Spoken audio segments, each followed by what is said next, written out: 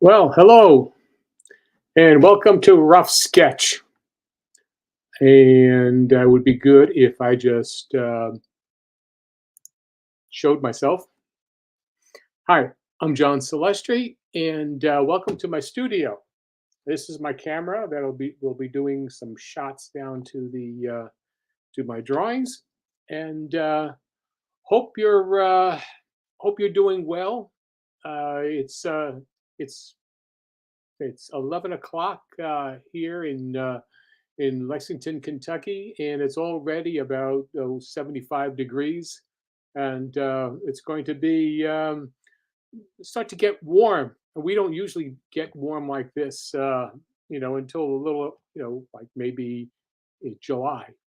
But anyway, welcome to the show, and as you can see, the topic today is why be an indie comic creator.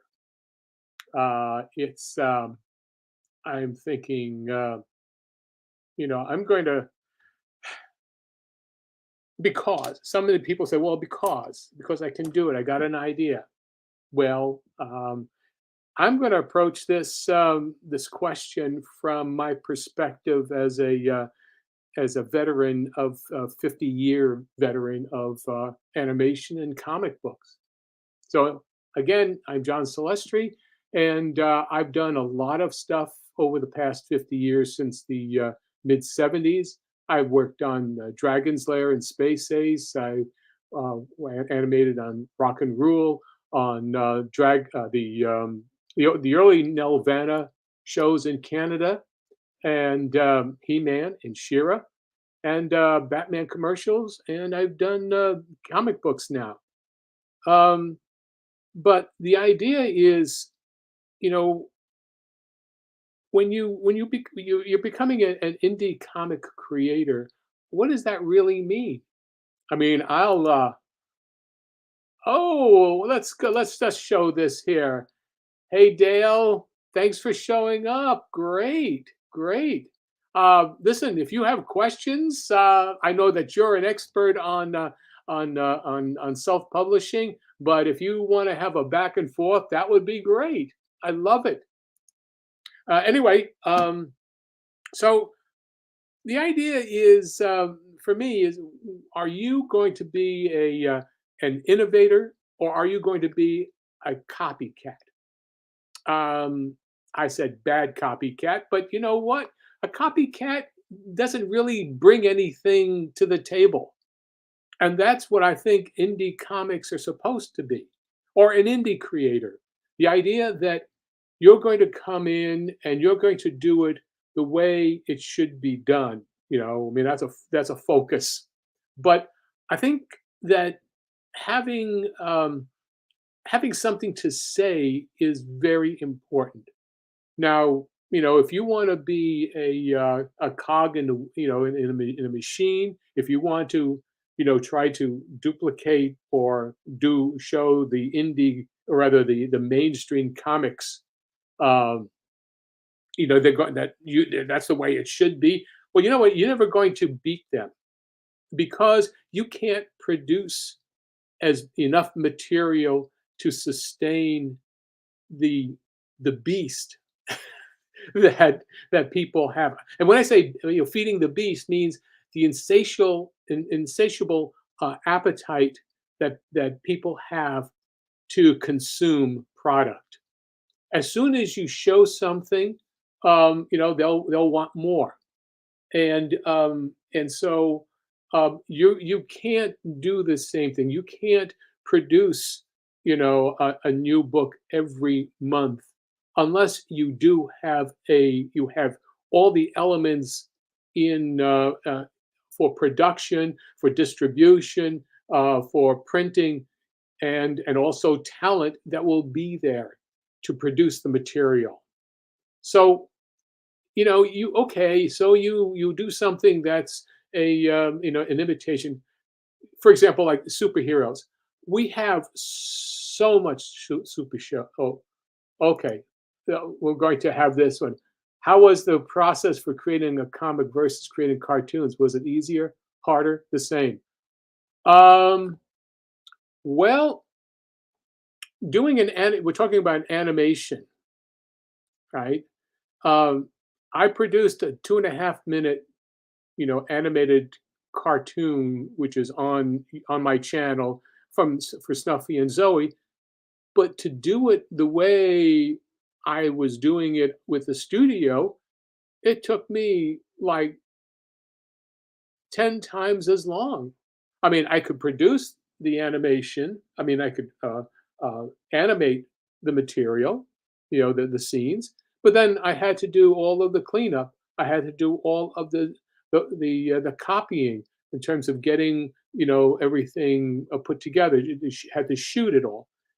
There may be about 6 or 7 people behind me, you know, that would do the work, at Nelvana, for example, or at Patty Freeling or at Bluths. We would have to do. There's so much involved. It's so labor intensive, and no matter what you say, the level of craftsmanship is the difference between, something that's half baked and something that you will remember for the rest of your life and go back to seeing it. That's what you want. You want people to come back and look at what you've done over and over again.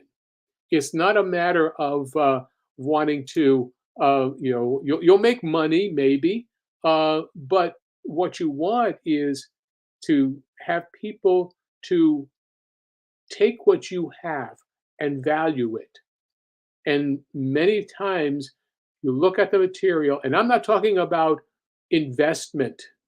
I'm not talking about doing something where, if you put, you spend $50, maybe in 10 years it'd be worth $5,000.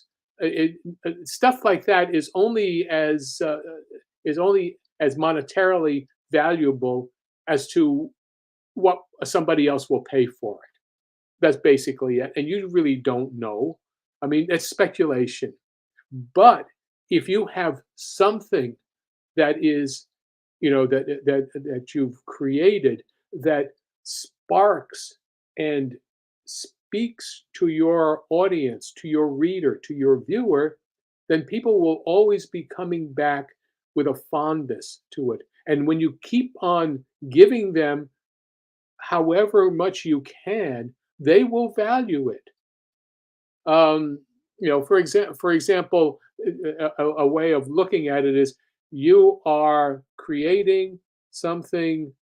It's like a bakery in your neighborhood, and you're doing something really good, and you're always gonna have repeat customers.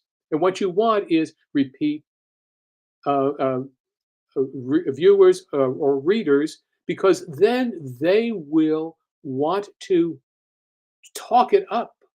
They're the ones. The word of mouth is the most important thing, because you can't advertise enough. As an indie creator, the work not just has to speak for itself, you have to go and talk with people, but you have to hope that people will take what you have and will say, and just be your ambassadors. Say, this piece of work is really great. You take a look at it. So you have to then invest your energy and point of view into that work and do it, not as an evangelical. I'm talking about um, giving something that they can't get from mainstream comics, because mainstream is always just going to be, um, they'll always try to regurgitate the same stuff over and over and over again, because that's the way they figure, people will only, they'll take that stuff, and then maybe they'll say that's all you, that's, it's the lowest common denominator in many cases. But look at, um, things that are innovative and break out of the mold, and they are outlier. They are not of the usual. Those are the ones that bring something to the table that you will make you think and want to express your own self.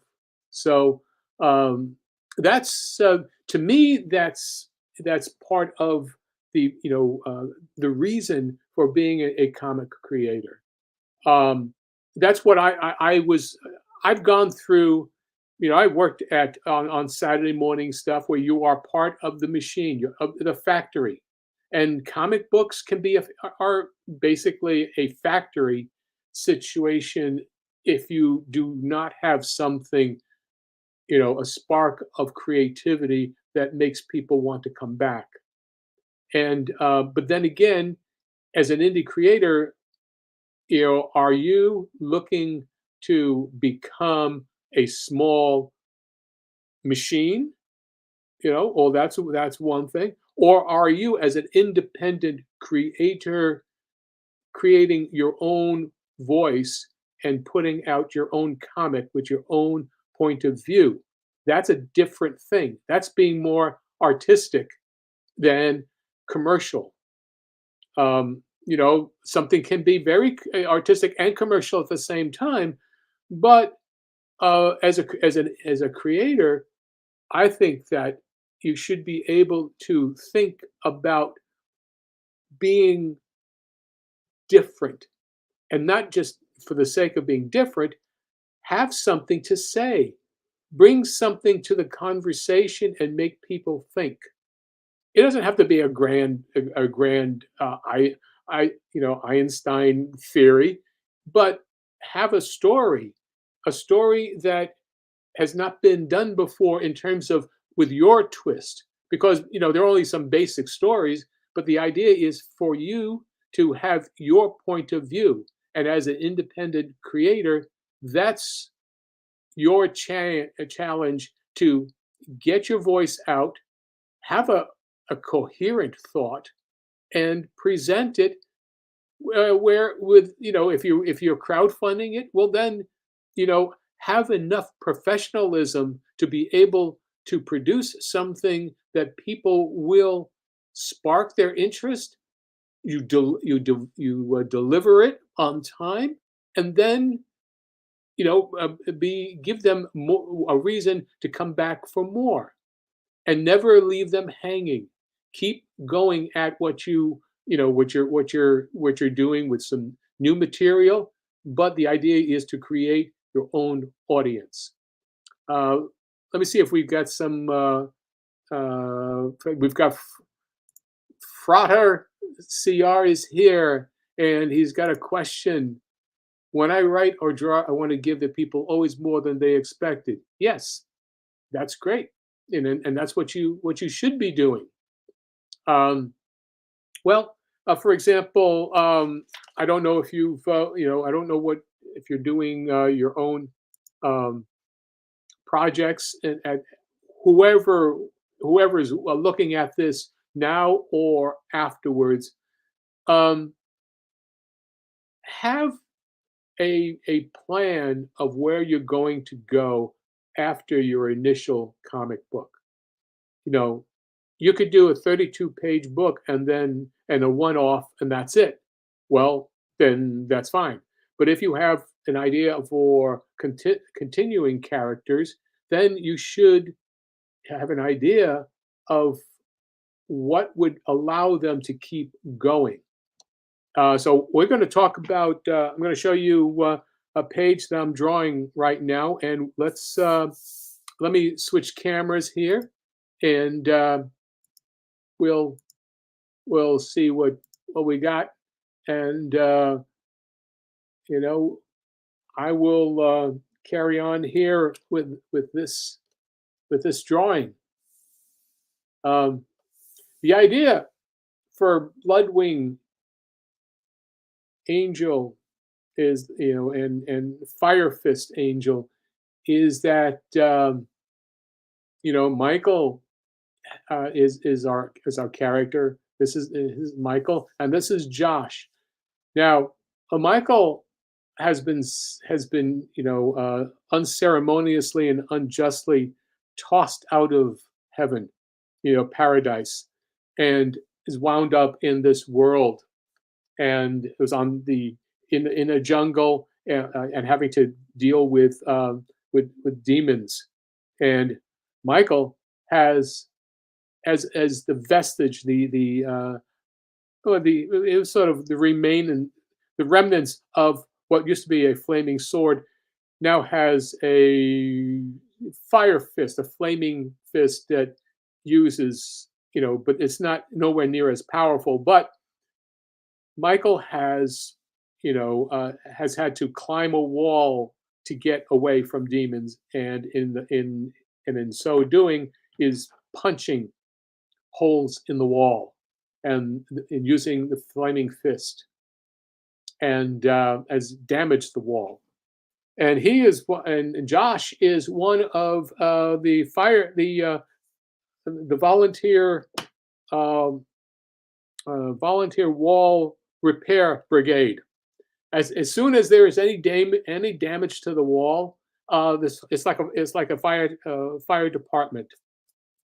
They come rushing out to immediately repair the wall, and because they're afraid the demons will get through, and and you know destroy them all.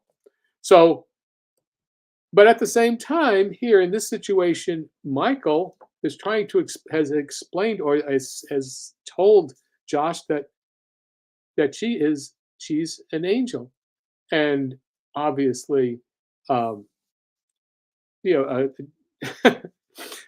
Josh doesn't believe her. So that's one of the aspects of what we have here and the premise is basically of Bloodwing Angel, Flaming Fire Fist, is that the angel is not believed.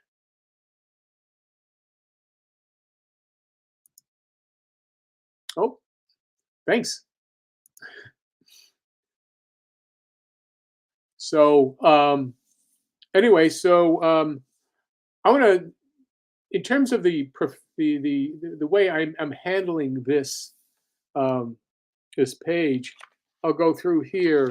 Is We've had a little conversation, and the whole idea here is that um, Josh thinks that Michael is really a, a human sacrifice that has had second thoughts and has been trying to escape. And that's where it says, I wonder how many others have had second thoughts, lost their nerve at the very last moment, but weren't able to escape the moon howl or the bleatscream or the living dead. Those are the various types of demons and monsters that frequent that are surrounding the wall. And Michael is saying, "You don't understand. I used my flaming fist to punch holes in the wall," and that's what this panel is telling our story here. Now, for a creatively, let me just say that the way I've laid out and designed the panel is that they are looking at each other, but there is a sweep that goes all the way across, and it's very, it is not it's not obvious, but your eye, even go starting here, you'll still go to there, and then you go to here, and then when you're going up, to Michael's eye here, because they're looking at each other, and then you have that, this angle here, with her fist. So I'm gonna do a little, do a little drawing, because we've been doing this talking for about 20 minutes, and I'm I need to do some drawing here.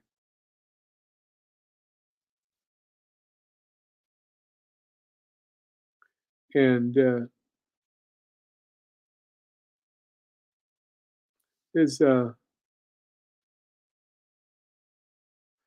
when I'm drawing here, there's a lot of um, of aspects of animation that I put into this.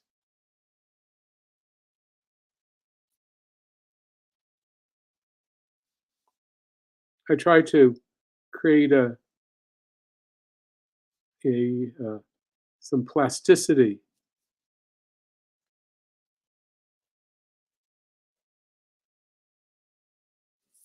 and focus in the characters.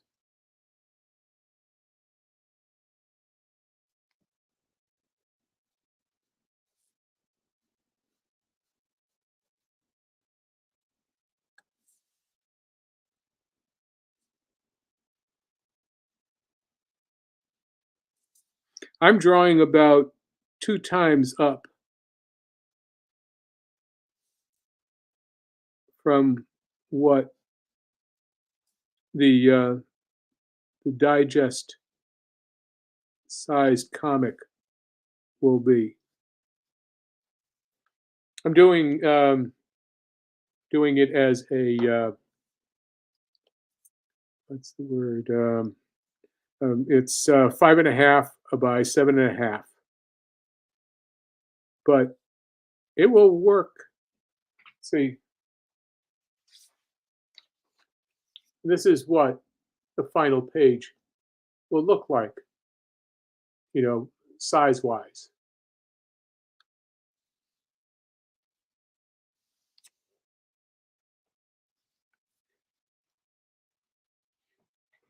In the old days, working for a comic um, with animation, I would draw on this is a sheet of paper here. This is the size of animation paper, which is 12 inches uh, outside here, 12 inches by 10 and a half. But the thing about it is that when I would draw, this would be about the size of all the characters, and that would be, for theatrical, you would, you'd blow it up. It would be for seeing on a large screen that may be about, oh, 30 feet high and 40 feet across.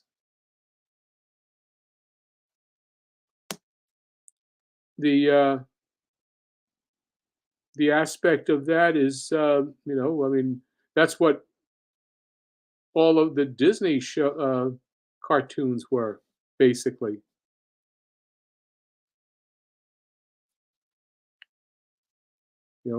All of your Warner Brothers cartoons, they were drawing on this size paper.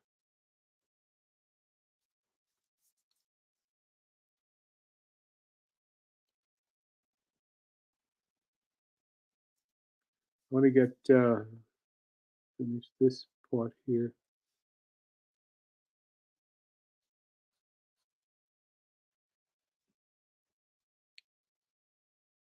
So get to come on, stop rack focusing. Okay,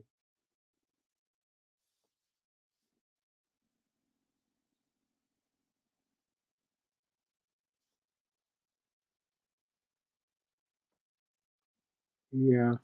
The Now I'm the whole idea of being able to sell this idea to to even to not a comic book publisher, because they're just interested in their own IPs, intellectual properties. They're not interested in anything new. Also, people only they only buy what they're familiar with. That's all they know. And if you're going to give them something new, give them something that is relatable.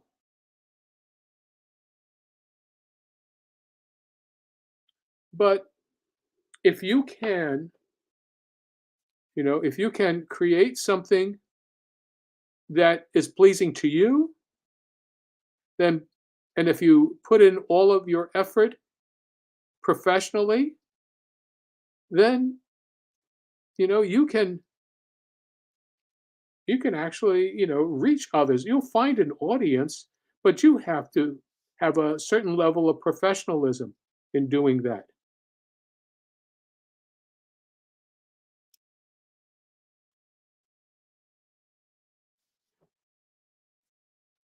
So let's see.